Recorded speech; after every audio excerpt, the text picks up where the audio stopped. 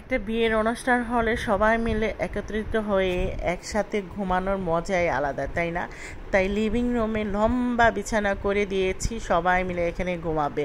আর ঘুমাবে কি, সারা রাত গল্প করতে করতে কখন জানি সকাল হয়ে যায়, কেউ টেরই পায় না। একদম সকালে ঘুমটা লেগেছিল, তাই কেউকে ডাক দিলাম না। আর আমি আপনাদের এই যে সকালে ঘুমানোর অবস্থাটা দেখাচ্ছি। একদম লম্বা করে বিছানা পেতে সবাই ঘুমিয়েছিল, কেউ কেউ সকাল সকাল উঠে গিয়েছে। কারণ হলো আজকে রায়হানের বিয়ের পরের দিন, তো আমাদের কিছু কাজকর্ম আছে, যেহেতু গতকালকে যে ওরা রায়হানের বাসরঘরের মানে কিছু টাকা পেয়েছিল বাচ্চারা, তো সেগুলোই নিয়ে আমাদের হাতে দিয়েছিল আর বলছে যে রাতে বারবিকিউর পার্টি হবে।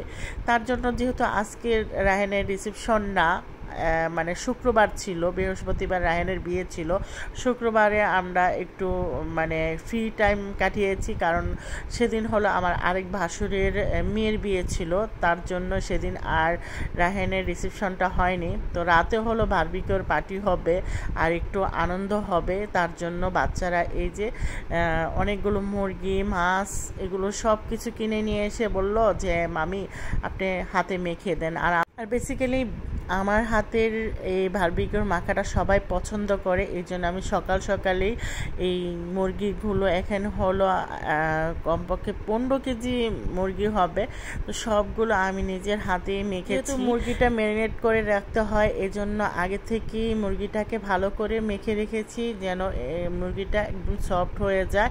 আর কিছু তেলাপিয়া মাছ এনেছিল আমার ননদের জামাই, তো সেগুলো বারবিকিউর হয়েছে।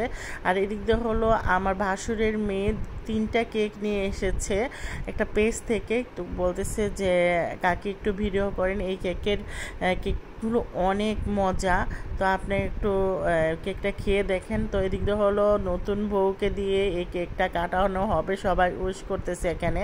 এই যে সবাই মিলে এখন নতুন বউকে কাটবে। আর ছাদের উপর কিন্তু অলরেডি একটা কেক কাটা হয়ে গেছে, তো সেখানে আবার আমি ছিলাম না, আমি একটু ঘর দুয়ার পরিষ্কার করার জন্য একটু ব্যস্ত ছিলাম। কারণ যেহেতু মানুষ যত ময়লা তত হয়, এজন্য এই যে কেকটা কাটতেছে আমাদের নতুন বউ। তো কেক কাটার পরে সবাই কিন্তু আমরা এই কেকটা একদম কাড়াকাড়ি করে খেয়ে ফেলেছি। আলহামদুলিল্লাহ কেকটা অনেকটা মজা ছিল। আর এদিক দিয়ে হলো এই যে নুরমণি, মাহিন সবাই মিলে কেকটা কেটেছে। আর একটা কথা কি জানেন, আমাদের বাচ্চারা কিন্তু কেক লাভার, অনেক কেক পছন্দ করে।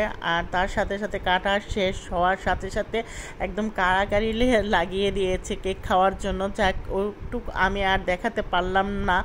তো এদিক দিয়ে হলো রিসেপশনের দিন চলে আসছে, তো নিচে রান্না হচ্ছে ঘরোয়াভাবে।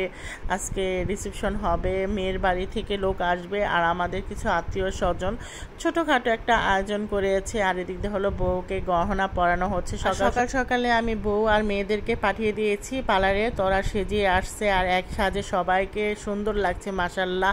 আমার ননাসের মেয়ে, আমার মেয়ে খুব সুন্দর করে সেজে এসেছে, আর বউটাকে মাশাল্লাহ অনেক সুন্দর লাগছে। আর এদিকে গেস্ট চলে আসছে, খাওয়া শেষ, এখন হলো ওরা সবাই মিলে রূপায়ণ সিটিতে যাবে কিছু ফটোশ্যুট করতে। আর এদিকে হলো রায়হানের বউ রায়হানকে রেখেই ওর দেবরের সাথে গাড়িতে উঠে গেল, বলছে তুমি এই গাড়িতে উঠবে না। আমি আবার এখানে মজা করলাম যে দেখ রায়হান তোর উঠে গেল। যাই হোক মাশাল্লাহ খুবই ভালো লাগছে ওদেরকে।